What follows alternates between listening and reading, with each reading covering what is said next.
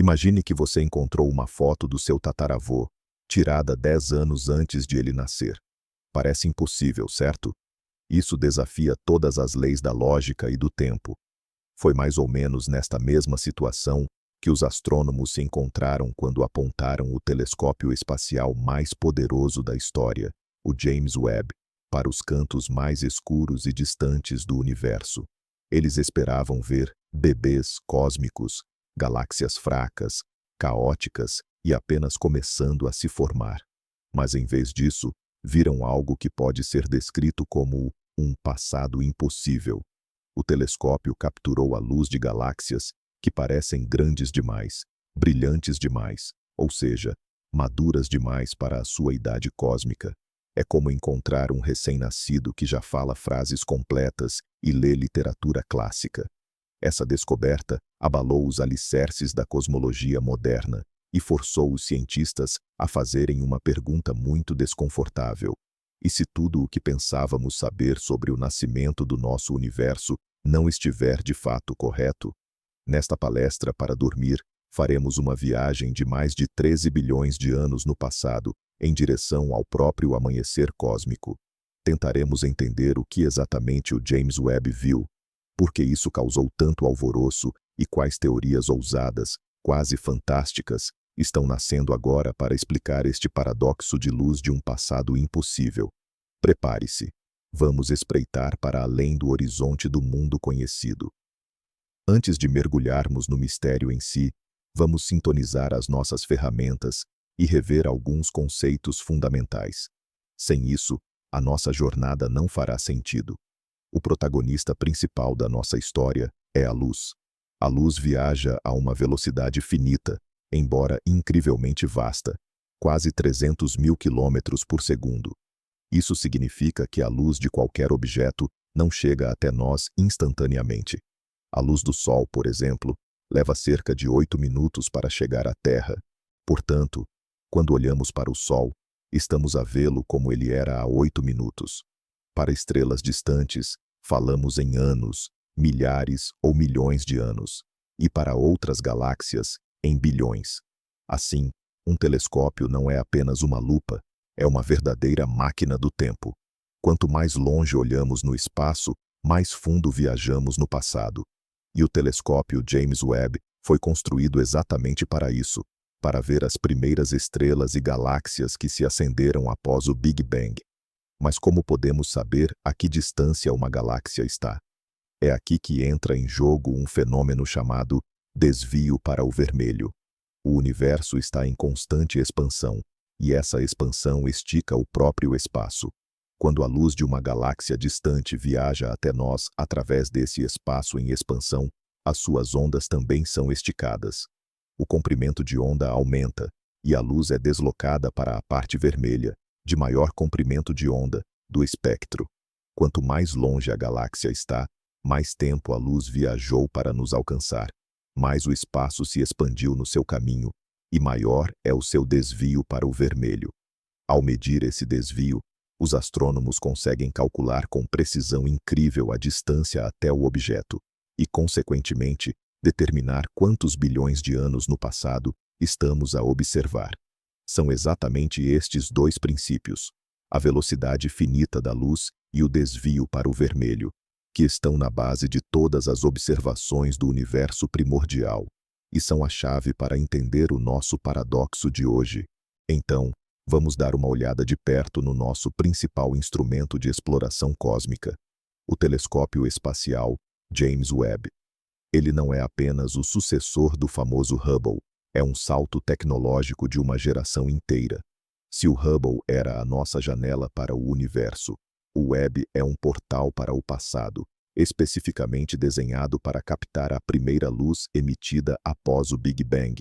O seu espelho principal, coberto por uma finíssima camada de ouro, tem 6,5 metros de diâmetro, o que é quase 3 vezes o tamanho do Hubble.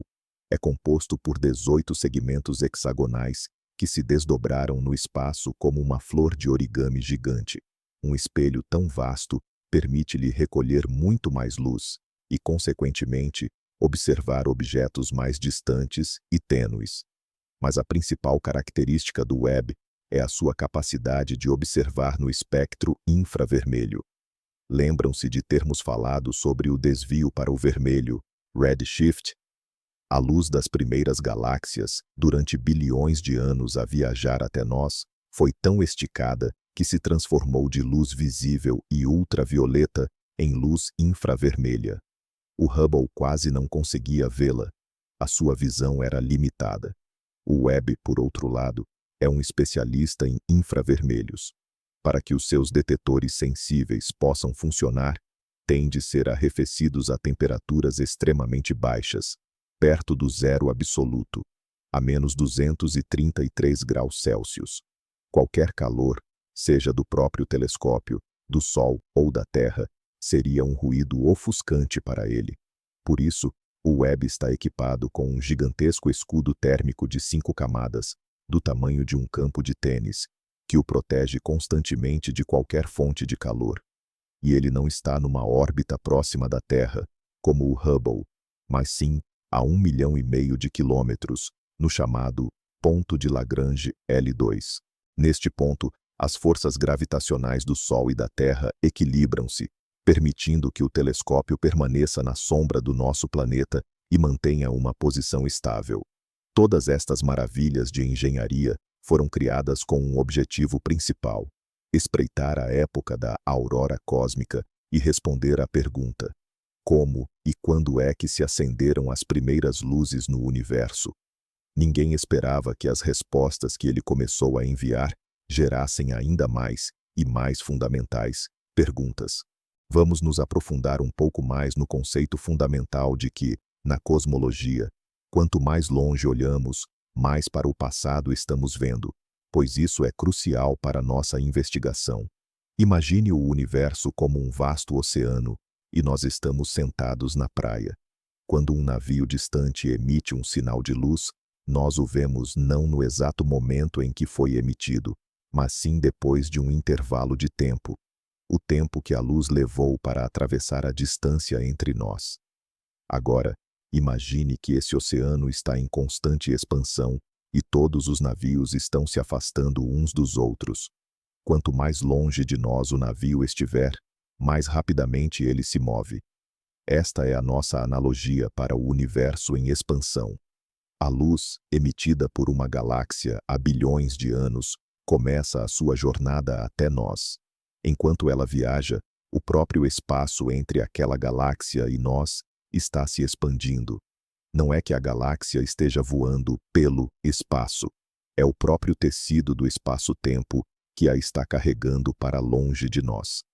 Podemos fazer uma analogia com um corredor em uma esteira que está se alongando.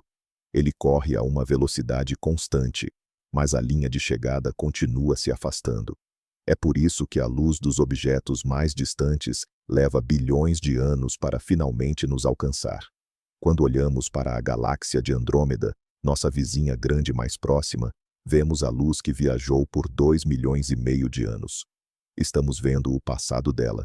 Já quando o telescópio Webb observa uma galáxia com um desvio para o vermelho, redshift, de, digamos, Z igual a 10, ele está capturando a luz emitida quando o universo tinha apenas cerca de 480 milhões de anos de idade. Isso é incrivelmente jovem, considerando a idade atual do universo de 13,8 bilhões de anos. É a infância cósmica. Essencialmente, o Webb está realizando uma verdadeira arqueologia cósmica. Cada camada de distância é uma camada de tempo. Ao observar galáxias em diferentes distâncias, os astrônomos conseguem montar um quadro completo da evolução cósmica, desde os primeiros aglomerados desajeitados de gás e estrelas, até as majestosas galáxias espirais como a nossa Via Láctea. A expectativa era encontrar, nas maiores profundezas do tempo, algo muito primitivo, pequeno e caótico. Mas quando eles finalmente cercaram essa camada mais primordial, o choque foi imenso. Em vez de cabanas primitivas, eles encontraram cidades bem estabelecidas, e isso simplesmente desmantela toda a cronologia da construção cósmica que eles vinham estabelecendo cuidadosamente por décadas. Agora, vamos nos munir da nossa principal ferramenta de medição, o desvio para o vermelho. À primeira vista, pode parecer física complexa, mas a ideia é, na verdade, muito elegante. Lembre-se de como o som da sirene de uma ambulância muda. Quando ela se aproxima, o som é mais agudo. Quando se afasta, é mais grave. Esse é o efeito Doppler. O mesmo acontece com a luz. Se uma fonte de luz se afasta de nós, suas ondas luminosas são esticadas, sua frequência cai, e elas se deslocam para a parte vermelha do espectro. Se a fonte se aproxima, o deslocamento é para o azul. No entanto, em cosmologia, lidamos com um fenômeno um pouco diferente: o desvio para o vermelho cosmológico. Aqui, o que importa não é a velocidade de uma galáxia se movendo no espaço, mas sim a expansão do próprio espaço, como já mencionamos. Imagine que você desenha uma onda em um elástico e, em seguida, começa a esticá-lo. A própria onda se tornará mais longa. Da mesma forma, um fóton, ao viajar por um universo em expansão, é esticado junto com ele. O desvio para o vermelho, representado pela letra Z, mostra exatamente quantas vezes o universo se expandiu durante o tempo em que a luz viajou da fonte até nós. Se λ for igual a 1, significa que o universo dobrou de tamanho desde a emissão da luz. Se OBS for igual a 2, triplicou. Os objetos mais distantes observados pelo Webb podem ter um DZL superior a 10 ou até 13.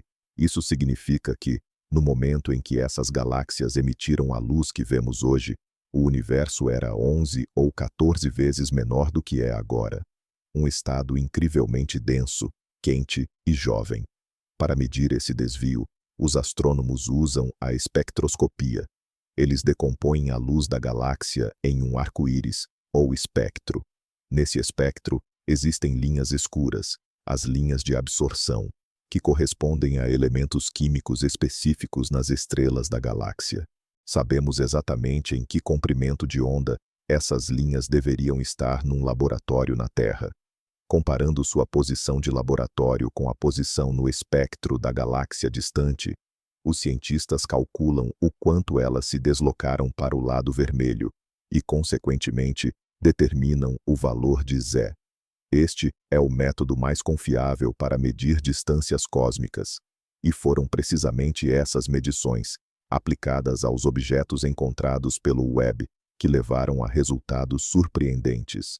Os dados da espectroscopia confirmaram: essas galáxias estão, de fato, na extremidade do universo observável, em seu passado profundo. Portanto, a maturidade surpreendente delas não é um erro nem uma miragem. É um fato real que exige uma explicação. Para entender o motivo de as novas descobertas terem chocado tanta gente, é preciso saber qual era o modelo universalmente aceito até então. Esse modelo é chamado de modelo cosmológico padrão, ou lambda-CDM, lambda-CDM. Não é apenas uma teoria, é o resultado de décadas de observações, cálculos e verificações que descrevem nosso universo em grandes escalas, com uma precisão impressionante. De acordo com ele, nosso universo é composto por 3 ingredientes principais. O primeiro é a matéria comum, ou bariônica, aquela de que nós, planetas e estrelas, somos feitos. Curiosamente, ela representa apenas cerca de 5% de todo o universo. O segundo componente, muito mais significativo, é a matéria escura, que corresponde a cerca de 27%. Não sabemos exatamente o que é. Ela não emite nem absorve luz, mas vemos sua influência gravitacional em toda parte. Ela impede que as galáxias se dispersem e forma uma gigantesca teia cósmica, sobre a qual as galáxias crescem, como se fossem gotas de orvalho. No modelo das lambda, CDM, essa matéria é considerada fria, Cold Dark Matter, ou CDM, ou seja, composta por partículas que se movem lentamente. Isso é crucial, porque é essa matéria que consegue se agrupar facilmente, servindo como sementes gravitacionais para a formação das futuras galáxias. E por fim, o terceiro componente O mais misterioso e dominante é a energia escura, que representa cerca de 68% de toda a massa-energia do universo. Ela é representada pela letra grega lambda, Z lambda, e é responsável pela expansão acelerada do universo. Ela atua como uma antigravidade, empurrando o espaço para fora. O modelo da ASO Lambda, LACDM, descreve perfeitamente a radiação de fundo, a estrutura em larga escala do universo e muitas outras observações. Ele também faz previsões muito específicas sobre como as primeiras estruturas deveriam ter se formado. Segundo este modelo, o processo era hierárquico, ou de baixo para cima. Primeiro, deveriam ter se formado pequenos aglomerados de matéria escura. Estes aglomerados atrairiam o gás comum, do qual se formariam as primeiras estrelas e as galáxias anãs. Só então, ao longo de centenas de milhões e bilhões de anos, essas pequenas galáxias se fundiriam lentamente, criando estruturas cada vez maiores. O modelo previa que, no universo primordial, deveríamos ver uma infinidade de protogaláxias pequenas e tênues, e não os gigantes que o telescópio Webb conseguiu observar.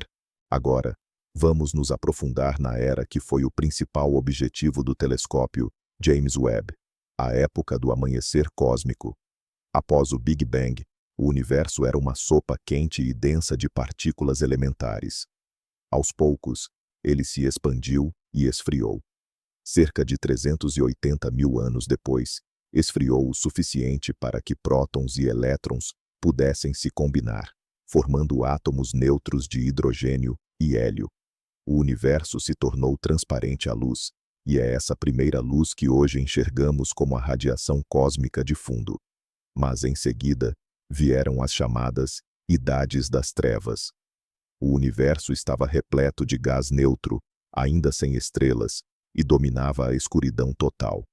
Este período durou, segundo diferentes estimativas, de 100 a 200 milhões de anos. Foi nessa época que o gás começou a se agrupar nos aglomerados de matéria escura, condensando-se sob a força da gravidade, até que as primeiras estrelas se acenderam em seus centros. Isso marcou o amanhecer cósmico. Os teóricos previram como seriam essas primeiras estrelas, a chamada população 3. Elas deveriam ser compostas exclusivamente de hidrogênio e hélio, já que elementos mais pesados simplesmente ainda não existiam no universo. Por causa disso, elas deveriam ser incrivelmente massivas, centenas de vezes maiores que o nosso Sol, extremamente quentes e brilhantes, mas com uma vida útil muito curta, apenas alguns milhões de anos. Ao explodirem como supernovas, elas liberaram pela primeira vez no espaço os elementos pesados, carbono, oxigênio, ferro, que, posteriormente, formaram as estrelas das gerações seguintes, os planetas e, em última análise, nós. De acordo com o modelo, as primeiras galáxias deveriam ser pequenas, tênues, povoadas por essas primeiras estrelas e extremamente pobres em elementos pesados. Em seguida, a luz dessas primeiras estrelas e galáxias começou a ionizar o hidrogênio neutro circundante, transformando-o novamente em plasma. Este processo é chamado de reionização, e foi ele que tornou o universo tão transparente quanto o vemos hoje. O Webb deveria testemunhar esse processo grandioso, capturando aqueles primeiros e tímidos lampejos de luz, rompendo através da névoa das idades das trevas. Ele tinha a missão de confirmar essa imagem tão bonita e lógica. Mas, como sempre acontece na ciência, a realidade se mostrou muito mais surpreendente e complexa. Chegou o momento da verdade. No âmbito do projeto JADIS, JWST Advanced Deep Extragalactic Survey, o telescópio James Webb passou horas, dezenas de horas, a perscrutar uma minúscula área do céu, conhecida como o campo profundo do Hubble. É um dos locais mais estudados do universo, mas o Webb conseguiu observá-lo sob uma luz completamente nova, a luz infravermelha. E no meio de milhares de galáxias distantes, O telescópio descobriu vários candidatos com um desvio para o vermelho impressionante, ou seja, o Z era igual a 11, 12 e até 13. O mais famoso desses objetos recebeu o nome de JADES GS Z130. A sua luz viajou até nós durante 13,4 mil milhões de anos. Nós o vemos como ele era quando o universo tinha apenas 330 milhões de anos. Este foi um novo recorde. A galáxia mais distante alguma vez confirmada através de espectroscopia. Mas o que realmente chocou a comunidade científica não foi a distância em si, mas sim as propriedades desta e de outras galáxias semelhantes. Elas não eram pequenas e esmaecidas, como a teoria predizia. Eram surpreendentemente brilhantes e massivas. A massa estelar em algumas destas galáxias foi estimada em milhares de milhões de massas solares. Isto é um volume incrível para um período tão inicial da formação do universo. Pense bem, de acordo com o modelo cosmológico padrão, o universo tinha um orçamento limitado de matéria comum, disponível para a formação estelar naquele período. Estas galáxias parecem ter conseguido converter quase 100% do gás disponível em estrelas. Este é um processo de formação extremamente rápido e implacável, algo que a teoria simplesmente não previa. Mais ainda, estas não eram meros aglomerados caóticos de estrelas. Algumas delas, como a galáxia Sears 2112, identificada noutra pesquisa, já possuíam uma estrutura organizada, muito parecida com uma galáxia espiral barrada, tal como a nossa Via Láctea. A formação de uma estrutura tão complexa, por todos os cálculos, exigiria milhares de milhões de anos de interação gravitacional, e não apenas algumas centenas de milhões. Os astrônomos voltaram a verificar os dados vezes sem conta. Procuraram por erros, por possíveis explicações alternativas. Mas os números eram inegáveis. Estavam perante objetos que, de acordo com o modelo cosmológico dominante, simplesmente não deveriam existir. Eram demasiado grandes, demasiado luminosos e demasiado complexos para a sua época no universo. Este era o tal luz de um passado impossível. Vamos nos aprofundar no primeiro desses paradoxos, o paradoxo da massa. Como é que tanto material de construção se reuniu num só lugar em um universo tão jovem? O modelo padrão Lambda CDM, como recordamos, assume um crescimento estrutural hierárquico. É o mesmo que construir um castelo de areia na praia. Não se constrói um castelo enorme de uma só vez. Primeiro, juntamos pequenos montinhos de areia. Depois, os unimos em pilhas maiores. Formamos as torres e só então as ligamos com as muralhas. É um processo lento e gradual. No cosmos, a matéria escura e a matéria bariônica fazem o papel da areia, e a gravidade é a força que as agrega. A gravidade é uma força fraca e precisa de tempo para concentrar a matéria de volumes enormes em estruturas densas. O modelo prevê que, nos primeiros milhões de anos, apenas pequenos halos de matéria escura poderiam ter se formado, com massas de, digamos, 1 milhão ou 10 milhões de massas solares.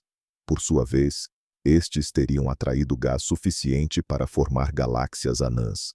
Mas o Webb encontrou galáxias cuja massa estelar, isto é, apenas a massa das estrelas, excluindo gás e matéria escura, já chegava a 1 bilhão e, em alguns casos, a 10 bilhões de massas solares.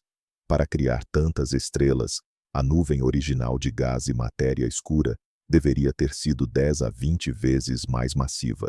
Isso significa que, em apenas 300 a 400 milhões de anos após o Big Bang, deveriam ter se formado halos de matéria escura com centenas de bilhões de massas solares. Segundo os cálculos baseados no Lambda CDM, isso é praticamente impossível. Simplesmente não houve tempo suficiente. É como tentar erguer um arranha-céu em uma única noite, tendo à disposição apenas alguns operários e um par de pás. Ou nossos cálculos sobre a velocidade dessa construção cósmica estão incorretos, ou os construtores daquela época tinham ferramentas avançadas desconhecidas, ou ainda, a própria estrutura foi estabelecida muito antes do que imaginamos. Este paradoxo da massa foi o primeiro e mais sério abalo na nossa visão de mundo estabelecida. Ele indicou que o processo de formação de galáxias no universo primordial era exponencialmente mais rápido do que supunhamos, ou que há algo fundamentalmente errado com nossas suposições sobre a composição e evolução do cosmos. O segundo paradoxo, igualmente surpreendente, é o da maturidade. A questão não se resume apenas ao peso dessas galáxias, mas de sua aparência e estrutura. A teoria previa que as primeiras galáxias seriam aglomerados desorganizados, irregulares e assimétricos, fruto de fusões caóticas e um processo de formação estelar turbulento. Esperávamos encontrar uma espécie de girinos cósmicos, e não estruturas já bem definidas. No entanto, o Webb revelou um cenário inesperado. Algumas dessas galáxias primitivas, como a CERS 2112, demonstram um grau de ordem surpreendente. Elas possuem um centro brilhante, ou bojo, e até mesmo uma estrutura em disco, com indícios de braços espirais e uma barra central. Em galáxias atuais, incluindo a Via Láctea, o disco e os braços espirais resultam de uma longa evolução gravitacional. Nelas, estrelas e gás giram num único plano, tal como em um carrossel. São necessários bilhões de anos para acalmar o movimento caótico do gás e das estrelas, forçando-os a se organizar em um disco ordenado. Detectar essa estrutura numa galáxia com apenas algumas centenas de milhões de anos de existência é um mistério profundo. É como encontrar um diamante perfeitamente lapidado, onde se esperava apenas um pedaço de carvão bruto. Além disso, a cor dessas galáxias também apontava para uma maturidade inesperada. Elas não eram tão azuis como se previa. Em geral, o azul nas galáxias está associado a estrelas jovens, massivas e extremamente quentes. O vermelho, por sua vez, pode sugerir grande quantidade de poeira, ou, o que é crucial, a presença de estrelas mais velhas, menos massivas e mais frias. A análise da luz emitida por essas galáxias primitivas revelou que elas já parecem abrigar uma população estelar mista, composta não apenas da primeira, mas também da segunda geração de estrelas.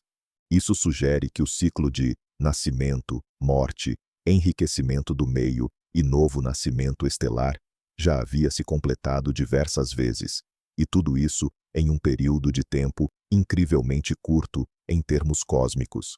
Essa inesperada maturidade estrutural e estelar apenas aprofundou o mistério. É uma coisa reunir rapidamente uma grande quantidade de material. É outra, bem diferente, conseguir nesse mesmo tempo dar-lhe uma forma complexa e perfeitamente ordenada, e ainda completar múltiplos ciclos de evolução estelar. O terceiro aspecto deste enigma reside na composição química destes antigos sistemas estelares. E, para entendermos isso, precisamos de falar sobre o que a astronomia chama de metais. Na astronomia, metais são todos os elementos químicos mais pesados que o hidrogênio e o hélio. Isto inclui carbono, oxigênio, azoto, ferro, tudo aquilo que forma os planetas, e claro, nós próprios.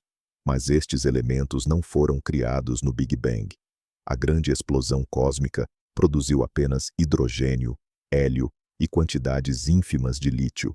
Todos os outros elementos da tabela periódica foram, literalmente, cozinhados nos fornos termonucleares das estrelas e depois espalhados pelo cosmos durante as suas explosões como supernovas.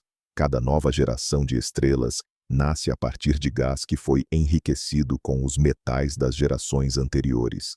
Por isso, a composição química de uma galáxia é uma espécie de bilhete de identidade que revela a sua idade e toda a história de formação estelar. Galáxias jovens devem ser muito pobres em metais, contendo pouquíssimos elementos pesados. Já as galáxias antigas e evoluídas, como a Via Láctea, são, pelo contrário, ricas em metais. Quando o telescópio Webb analisou os espectros de luz destas galáxias impossíveis, encontrou nelas vestígios de carbono e oxigênio. Isto por si só não seria um choque, visto que as primeiras estrelas massivas deveriam ter produzido esses elementos rapidamente. O que surpreendeu foi a quantidade desses elementos e a presença de poeira cósmica, que é feita dos mesmos elementos pesados, em níveis muito acima do esperado. Para acumular tal quantidade de metais e poeira, seria necessário que várias gerações de estrelas massivas tivessem nascido, vivido as suas vidas curtas e explodido. Isto comprime ainda mais o nosso cronograma cósmico. O processo de enriquecimento químico do universo, que se pensava ser lento e gradual, parece ter ocorrido nos seus recantos mais primitivos a um ritmo furioso, quase supersônico. De onde veio esta aceleração? Será que as primeiras estrelas eram ainda mais massivas, produzindo metais de forma muito mais eficiente do que os nossos modelos prevêem? Ou será que existiam tipos exóticos de explosões estelares que ainda desconhecemos? Esta marca química do tempo, deixada nos espectros destas galáxias antigas, é mais uma pista crucial no nosso detetive cósmico e sugere que os primeiros capítulos da história do universo precisam de ser reescritos. No coração da maioria das galáxias modernas, incluindo a nossa, escondem-se verdadeiros monstros, os buracos negros supermassivos. Estes gigantes chegam a ter massas milhões, ou até milhares de milhões, de vezes superiores à do nosso Sol. A teoria atual diz que eles evoluem em conjunto com as suas galáxias, e a sua massa está intimamente ligada à massa do bojo galáctico, a sua porção central. Mas, afinal, como é que eles surgiram? Existem duas grandes teorias. A primeira, chamada das sementes leves, sugere que estes monstros nasceram de buracos negros de massa estelar, ou seja, os restos de explosões das primeiras estrelas. Estas sementes cresceram lentamente, ganhando massa ao absorverem gás e ao fundirem-se com outros buracos negros. É um processo demorado. A segunda teoria, a das sementes pesadas, propõe que os primeiros buracos negros podem ter se formado pelo colapso direto de nuvens de gás gigantes, ignorando a fase estelar. Assim, teriam nascido imediatamente com dezenas ou centenas de milhares de massas solares. É aqui que o telescópio espacial James Webb, JWST, entra em cena e perturba este cenário. O Webb detetou, em algumas das galáxias mais antigas, sinais de buracos negros supermassivos, ativos, que já pesam milhões de vezes mais que o Sol. Eles são demasiado massivos para a sua idade, especialmente se tiverem nascido das sementes leves. Simplesmente, não houve tempo para um crescimento tão acelerado. Mesmo o cenário das sementes pesadas enfrenta dificuldades, uma vez que requer condições muito específicas e raras no universo primordial. As observações do Webb indicam que os buracos negros supermassivos podem ter aparecido muito mais cedo e crescido muito mais rápido do que imaginávamos. Alguns cientistas avançam mesmo com a hipótese inversa. Em vez de as galáxias criarem os buracos negros, foram os buracos negros gigantes que serviram como âncoras gravitacionais para o posterior início da formação das galáxias. Esta ideia, claramente, vira o modelo padrão de pernas para o ar. E se estas sementes fossem ainda mais antigas? Existe a hipótese dos buracos negros primordiais. Estes não teriam nascido de estrelas, mas sim de flutuações de densidade no universo mais primitivo, nas frações de segundo após o Big Bang. Se eles realmente existiram, poderiam ter sido as sementes prontas, ideais para o crescimento rápido das galáxias e dos seus monstros centrais. O problema é que a existência de buracos negros primordiais ainda não está comprovada. Portanto, o mistério das galáxias impossíveis está intrinsecamente ligado à origem dos buracos negros supermassivos. Resolver um destes enigmas será muito provavelmente a chave para o outro.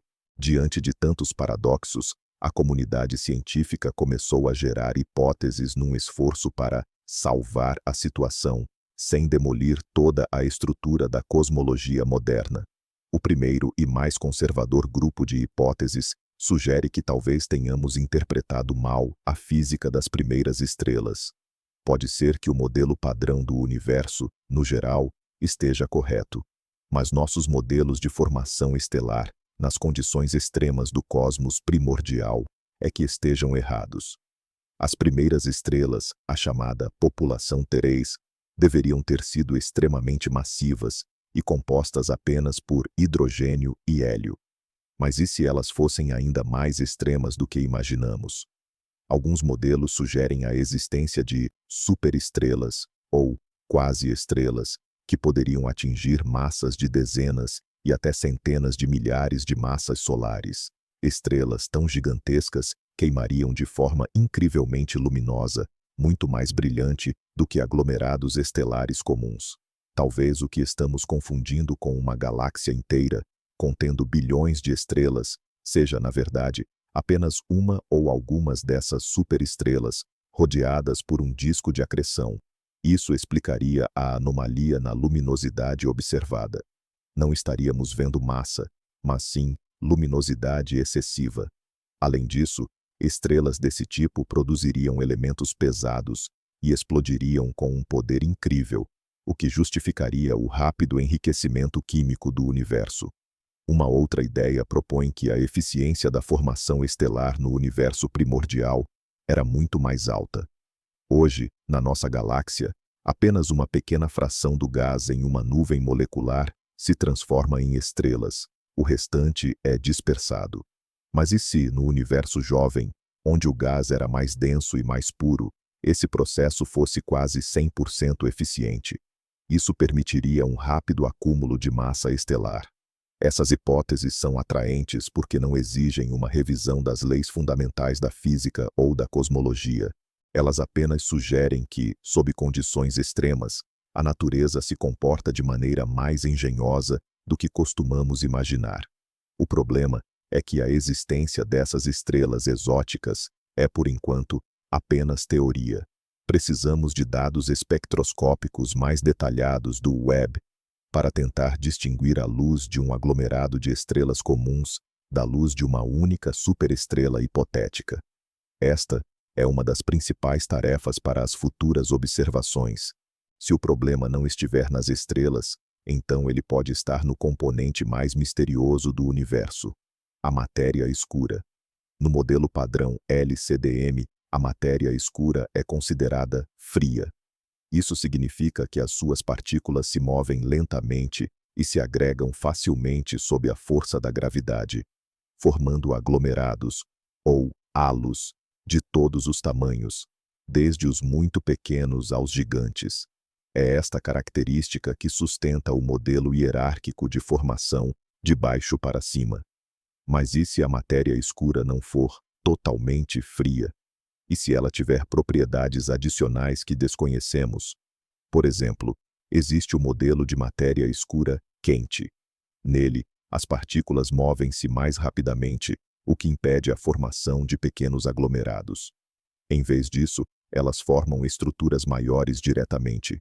Contudo, este modelo não se alinha bem com outras observações, como a distribuição de galáxias anãs em torno da Via Láctea.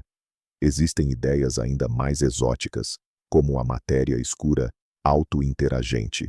Neste modelo, as partículas de matéria escura não só se atraem gravitacionalmente, como também podem colidir umas com as outras, como bolas de bilhar.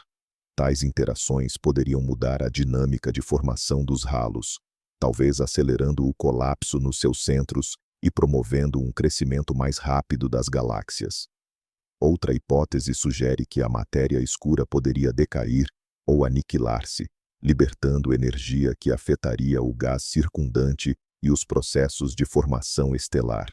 Há até a ideia de que a matéria escura não é um único tipo de partícula, mas sim um setor escuro inteiro, com as suas próprias partículas e interações. O problema com todas estas hipóteses é que elas são altamente especulativas. Ainda não conseguimos detectar uma única partícula de matéria escura em laboratório, nem conhecemos as suas propriedades fundamentais. Os dados do telescópio Webb podem tornar-se uma espécie de colisor cósmico para os físicos de partículas. Se o modelo padrão da matéria escura fria se revelar incapaz de explicar as galáxias primordiais, isso será um argumento poderosíssimo de que a natureza da matéria escura é mais complexa do que pensávamos e indicará a direção para futuras investigações. Esta pode ser a chave não só para o enigma da formação de galáxias, mas também para uma nova física, para além do modelo padrão de partículas elementares. Vamos mergulhar ainda mais fundo, nos primeiríssimos instantes da existência do universo. O modelo padrão nos diz que, após o Big Bang, houve um período de expansão ultra rápida, o que chamamos de inflação cósmica.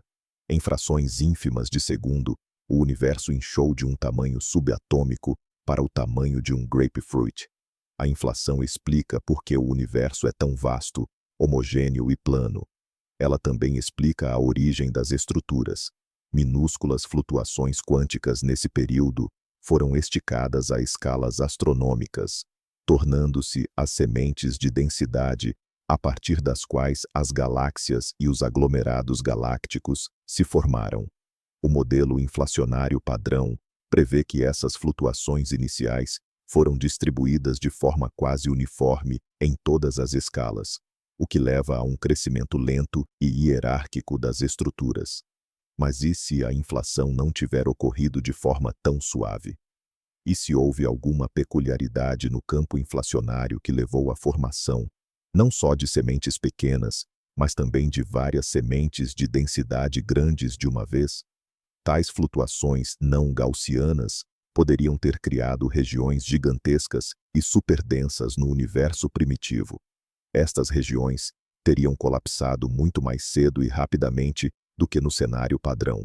Isso explicaria por que observamos galáxias tão massivas em uma fase tão inicial.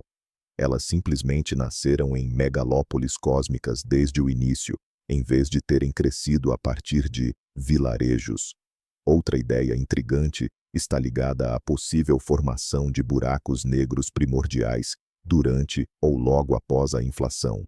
Se as flutuações de densidade fossem particularmente intensas em certas áreas, essas regiões poderiam ter colapsado diretamente em buracos negros, ignorando a fase estelar. Esses buracos negros primordiais poderiam ter se tornado as sementes pesadas de que falamos, impulsionando a formação acelerada de galáxias. Estas hipóteses são extremamente interessantes porque conectam observações nas maiores escalas cosmológicas, como as do telescópio Webb, com a física das mais altas energias e as menores escalas, ou seja, a inflação. Se os dados do Webb nos obrigarem a reavaliar o cenário padrão da inflação, isso representará uma revolução não só na cosmologia, mas em toda a física fundamental. O desafio é que é extremamente difícil testar estas ideias diretamente. Contudo, anomalias na distribuição das galáxias primordiais podem ser a evidência indireta que procuramos há tanto tempo, mas agora chegamos à hipótese mais audaciosa, mais radical e talvez a mais fascinante de todas. E se o problema não estiver nas estrelas, nem na matéria escura, nem na inflação? E se o problema estiver, na verdade, nos nossos relógios? E se o universo for, na realidade, muito mais antigo do que imaginamos? A estimativa atual para a idade do universo, 13,8 bilhões de anos, é calculada a partir da medição da sua taxa de expansão, a constante de Hubble, e pela extrapolação desse movimento para trás no tempo, até o ponto de singularidade. Essa idade concorda perfeitamente com as estrelas mais antigas da nossa galáxia e com outros dados cosmológicos dentro da estrutura do modelo Lambda CDM. Mas, e se este modelo estiver incompleto? O cientista Rajendra Gupta, da Universidade de Ottawa, propôs um modelo híbrido que tenta explicar as anomalias observadas pelo telescópio Webb, duplicando a idade do universo para 26,7 bilhões de anos. Como isto é possível? O modelo de Gupta combina duas ideias principais. Primeiro, ele resgata a antiga e quase esquecida hipótese da fadiga da luz, proposta por Fritz Zwick já em 1929. Zwick sugeria que os fotões, ao viajarem pelo cosmos, perdiam energia por algum motivo, resultando no desvio para o vermelho que observamos. E, crucialmente, isso não teria nenhuma relação com a expansão do universo. Em segundo lugar, Gupta incorpora a ideia de constantes fundamentais em evolução, proposta por Paul Dirac. Nesta visão de mundo, as forças fundamentais da natureza, como a gravidade ou o eletromagnetismo, poderiam ter sido diferentes no passado. No modelo de Gupta, o desvio para o vermelho que observamos é uma combinação de dois efeitos: a expansão real do universo e a fadiga da luz. E as constantes em evolução permitem esticar drasticamente o período de formação de galáxias. Num universo tão envelhecido, as primeiras galáxias teriam não 300 ou 400 milhões de anos para se desenvolver, mas sim vários bilhões. Este tempo seria mais do que suficiente para que elas crescessem até o tamanho e maturidade que observamos hoje. Esta hipótese, é claro, é considerada uma verdadeira heresia para a cosmologia moderna, pois exige a revisão dos seus princípios mais fundamentais. No entanto, ela resolve de forma elegante o problema das galáxias impossíveis. A questão é: será que ela não estará a criar problemas muito maiores noutras áreas da física? Antes de nos empolgarmos demais com a ideia de um universo que envelheceu, vamos entender por que a hipótese da luz cansada foi rejeitada pela comunidade científica décadas atrás. Ela apresenta vários problemas fundamentais que são extremamente difíceis de contornar. Em primeiro lugar, se os fótons simplesmente perdessem energia durante a viagem, os objetos distantes deveriam parecer não apenas mais vermelhos, mas também desfocados. As partículas ou campos com os quais os fótons interagem para cansar deveriam alterar sua direção, espalhando-os. No entanto, as observações mostram que as imagens de galáxias e quasares distantes permanecem surpreendentemente nítidas, o que contradiz a maioria dos modelos de luz cansada. Em segundo lugar, e este é talvez o argumento mais forte, temos a observação das supernovas tipo Ia. Essas explosões de anãs brancas são excelentes velas padrão para os cosmólogos, pois exibem sempre um pico de brilho aproximadamente idêntico. Ao observá-las, os astrônomos notaram algo surpreendente. Quanto mais distante está a supernova e maior seu desvio para o vermelho, mais lento se torna o processo de explosão em si. A curva de luz, a forma como o brilho da supernova aumenta e diminui ao longo do tempo, é esticada. Este efeito de dilatação do tempo é perfeitamente explicado no contexto de um universo em expansão. O próprio tempo, num referencial distante que se afasta rapidamente, flui mais lentamente para nós. A hipótese da luz cansada simplesmente não consegue explicar este fenômeno. Se o universo não estivesse a expandir-se e a luz estivesse apenas a envelhecer, não veríamos qualquer dilatação do tempo. Em terceiro lugar, temos o espectro da radiação cósmica de fundo, ou CMB. Ele corresponde com incrível precisão ao espectro de um corpo negro ideal. No modelo do Big Bang, isto é natural, pois o universo primordial estava em equilíbrio termodinâmico. Num universo estático com luz cansada, é muito difícil explicar por que a radiação cósmica de fundo apresenta exatamente essa forma. Foi devido a estas e outras discrepâncias que a hipótese da luz cansada, na sua forma original, foi praticamente descartada. O modelo de Rajendra Gupta tenta contornar estes problemas combinando o cansaço com a expansão e constantes em evolução, mas a comunidade científica mantém-se, por enquanto, muito cética. Para que uma ideia tão revolucionária seja aceite, ela deve não apenas explicar os novos dados do Webb, mas também não contradizer todo o vasto conjunto de informações que suportam a cosmologia moderna. Mesmo com o ceticismo, a ideia de que o modelo padrão lambda-CDM não representa o ponto final da cosmologia já paira no ar há bastante tempo. Existem diversas alternativas que buscam solucionar não só a questão das galáxias primordiais, mas também outros enigmas incômodos, como a discrepância nas medições da constante de Hubble. Uma das ideias mais elegantes e inusitadas é a cosmologia cíclica conforme, ou CCC, proposta pelo renomado físico Roger Penrose. Segundo essa teoria, nosso universo é apenas um éon em uma cadeia infinita de nascimentos e mortes cósmicas.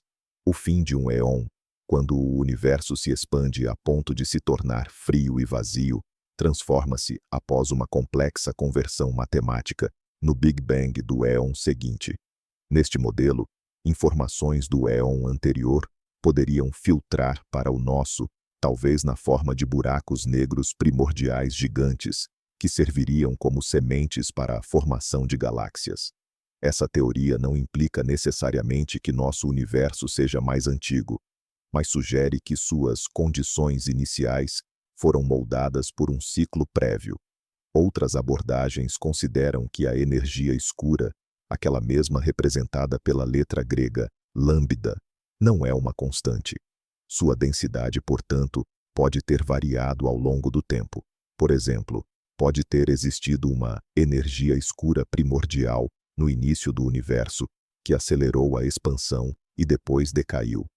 Isso teria afetado diretamente a velocidade de formação das estruturas cósmicas. Tais modelos são conhecidos como modelos de energia escura em evolução, ou, especificamente, quinta essência. Há também as modificações na própria teoria da gravidade. Talvez, em escalas cosmológicas, a gravidade não funcione exatamente como a relatividade geral de Einstein a descreve. Essas teorias, como a MOND ou a gravidade FR, entre outras, tentam explicar efeitos observacionais, como a rotação das galáxias e a expansão acelerada, sem a necessidade de recorrer à matéria escura e à energia escura. No entanto, até o momento, nenhum desses modelos consegue descrever com a mesma precisão que o lambda-CDM todo o complexo de observações cosmológicas. Os novos dados vindos do telescópio James Webb podem ser o empurrão que falta, forçando os teóricos a encarar essas alternativas com mais seriedade. Talvez isso leve à criação de um novo modelo padrão, mais completo, que consiga incorporar tanto os antigos sucessos quanto as novas e surpreendentes descobertas. Antes de declararmos de forma definitiva uma crise na cosmologia, coloquemos o manto do cético e façamos a seguinte pergunta: será que estamos apenas medindo ou interpretando algo de forma incorreta? A ciência deve sempre reservar espaço para a dúvida, especialmente quando se trata de alegações tão revolucionárias. Em primeiro lugar, a calibração dos instrumentos. O telescópio James Webb, JWST, é um equipamento incrivelmente complexo. Embora tenha sido calibrado com altíssima precisão, sempre existe a possibilidade de pequenos erros sistemáticos afetarem a medição do brilho ou da cor de objetos distantes. Por exemplo, se subestimarmos a quantidade de poeira nessas galáxias, podemos estar superestimando sua massa estelar. A poeira absorve a luz azul e a reemite no vermelho, tornando a galáxia mais avermelhada e, à primeira vista, parecendo mais antiga e massiva. Em segundo lugar, os modelos de população estelar. Para determinar a massa de uma galáxia com base em sua cor e brilho, os astrônomos utilizam modelos computacionais sofisticados. Esses modelos simulam como a luz de milhões de estrelas, com diferentes idades e composições químicas, se combina. Eles se baseiam em nossa compreensão da evolução estelar. Mas, como já discutimos, nosso conhecimento sobre as primeiras estrelas, as pobres em metais, pode estar incompleto. Se elas foram mais brilhantes ou viveram mais tempo do que pensamos, nossas estimativas de massa podem estar superestimadas. Em terceiro lugar, o fator incerteza. Não podemos esquecer que estamos falando de objetos que estão no limite da capacidade de nossos instrumentos. Os sinais que chegam até nós são extremamente fracos e sempre há uma margem de erro nas medições. O que hoje parece ser uma galáxia gigante, após observações mais longas e uma análise mais detalhada, pode se revelar algo bem menos extremo. A comunidade científica está agora trabalhando ativamente em todas essas questões. Diferentes equipes de cientistas estão analisando os mesmos dados com métodos e modelos variados para eliminar possíveis erros. Este é o processo científico normal. E somente se, após todas essas verificações, a anomalia persistir, poderemos falar com segurança sobre a necessidade de uma nova física. Talvez o pânico seja prematuro e a solução esteja num ajuste fino mais preciso de nossos modelos e instrumentos atuais, e não na substituição completa deles. Existe ainda um outro efeito que pode distorcer seriamente a nossa percepção do universo distante: a lente gravitacional. De acordo com a teoria da relatividade geral de Einstein, objetos massivos, como galáxias ou aglomerados de galáxias, dobram o espaço-tempo ao seu redor. A luz de objetos muito mais distantes, ao passar por essa lente gravitacional, também tem sua trajetória curvada, de forma semelhante ao que acontece com a luz em uma lente de vidro comum. Este efeito pode ter consequências surpreendentes. Ele é capaz de criar múltiplas imagens de um mesmo objeto distante, distorcer sua forma, esticando-a em arcos e anéis, e, o que é crucial para nós, pode amplificar seu brilho. A lente gravitacional funciona como um telescópio natural, permitindo-nos enxergar objetos que, de outra forma, seriam simplesmente muito fracos. Então, será que as galáxias impossíveis que o Webb está vendo não são, na verdade, tão massivas e brilhantes assim? Será que a luz delas foi simplesmente amplificada por alguma estrutura massiva, mas invisível, localizada na nossa linha de visão? É uma possibilidade bastante plausível. Os astrônomos sempre levam essa probabilidade em consideração. Eles verificam cuidadosamente o entorno de cada candidata à galáxia ultradistante em busca de potenciais lentes, galáxias visíveis ou aglomerados. O problema é que a lente também pode ser apenas um aglomerado de matéria escura, algo que não podemos observar diretamente. No entanto, lentes fortes geralmente criam distorções de forma muito características, e isso não é observado em muitas dessas galáxias impossíveis. Elas parecem bastante simétricas. Claro, é possível que exista uma lente fraca, que apenas aumente ligeiramente o brilho, sem distorcer muito a forma. Alguns estudos indicam que, se considerarmos este efeito, os candidatos mais extremos podem se encaixar em limites mais ou menos compatíveis com o nosso modelo cosmológico padrão. Contudo, a maioria dos cientistas acredita que a lente gravitacional não pode ser uma explicação universal para toda a população desses objetos estranhos. Eles são numerosos demais e estão espalhados por diferentes regiões do céu. É improvável que tenhamos tido essa sorte de todos eles estarem acidentalmente posicionados atrás de lentes. No entanto, este é um fator crucial que precisa ser cuidadosamente modelado e levado em conta na análise de dados, para que possamos separar as propriedades reais das galáxias primordiais das ilusões criadas por miragens cósmicas. O que vemos hoje não é uma crise ou o fim da cosmologia. É, na verdade, a ciência na sua manifestação mais pura e empolgante. É aquele momento em que a natureza nos apresenta um enigma que simplesmente não se encaixa nas estruturas existentes, forçando-nos a inovar, a pensar e a pôr tudo à prova. Basta olhar para a história da ciência. No final do século XIX, muitos físicos tinham a certeza de que o nosso entendimento do mundo estava, essencialmente, completo. A mecânica clássica de Newton e o eletromagnetismo de Maxwell pareciam descrever tudo. Mas havia aquelas pequenas nuvens no horizonte, o problema da radiação do corpo negro e os resultados do experimento Michelson-Morley. Essas pequenas nuvens acabaram por desencadear as duas maiores revoluções da física: o nascimento da mecânica quântica e da teoria da relatividade. Talvez as galáxias impossíveis, observadas pelo telescópio Webb, sejam as nossas nuvens no horizonte de hoje. Agora estamos na fase crucial de recolha de dados e formulação de hipóteses. Vários grupos de cientistas estão a propor as suas explicações, que vão do mais conservador ao mais radical, e cada hipótese tem de ser testada. Por exemplo, se o problema estiver nos modelos estelares, precisamos de espectros mais detalhados para encontrar as impressões digitais químicas de estrelas exóticas. Se a questão for a matéria escura, temos de procurar as suas manifestações noutros fenômenos astrofísicos. Se for correta a hipótese de um universo mais antigo, ela tem de gerar previsões verificáveis, por exemplo, nos dados da radiação cósmica de fundo. Este é um processo muito parecido com o trabalho de um detetive. Temos o local do crime, os dados inesperados, temos os suspeitos, as diferentes hipóteses.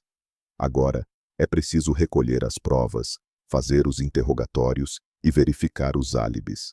Cada novo artigo, cada nova observação é mais um passo nesta investigação. E mesmo que a explicação final se revele algo prosaico, por exemplo, que apenas subestimamos a quantidade de poeira, o próprio processo de procura, debate e teste tornará a nossa ciência mais robusta e precisa. Mas se uma das ideias radicais for confirmada, assistiremos a uma mudança de paradigma científico, semelhante às que foram realizadas por Copérnico, Newton e Einstein. É um momento incrivelmente emocionante para se interessar por cosmologia. Mas o que vem por aí? E como a ciência pretende desvendar esse emaranhado de mistérios? A chave principal para a solução está em observações mais profundas e detalhadas. As primeiras descobertas do Webb foram feitas com base na fotometria, que é a medição do brilho dos objetos em diferentes filtros de luz. Isso permite estimar de forma rudimentar o seu desvio para o vermelho e outras propriedades. No entanto, para um diagnóstico exato, precisamos da espectroscopia, a decomposição da luz naquele espectro completo que já mencionamos. O espectro é a verdadeira ficha médica de uma galáxia. Através dele, podemos medir com precisão o desvio para o vermelho, determinar a composição química do gás, a idade da população estelar, a velocidade de rotação e até mesmo a presença de um buraco negro ativo. Nos próximos anos, o Webb dedicará centenas de horas para obter espectros profundos dos candidatos mais intrigantes a galáxias do universo primitivo.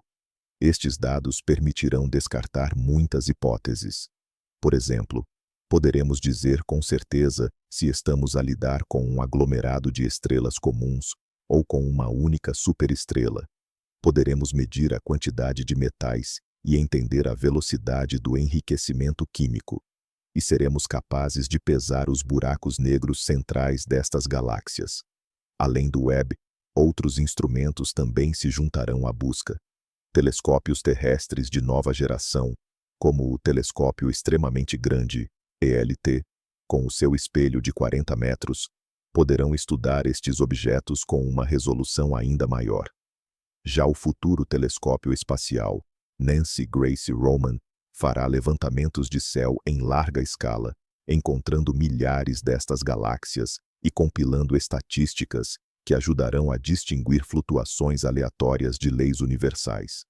Os teóricos, por sua vez, não estão parados.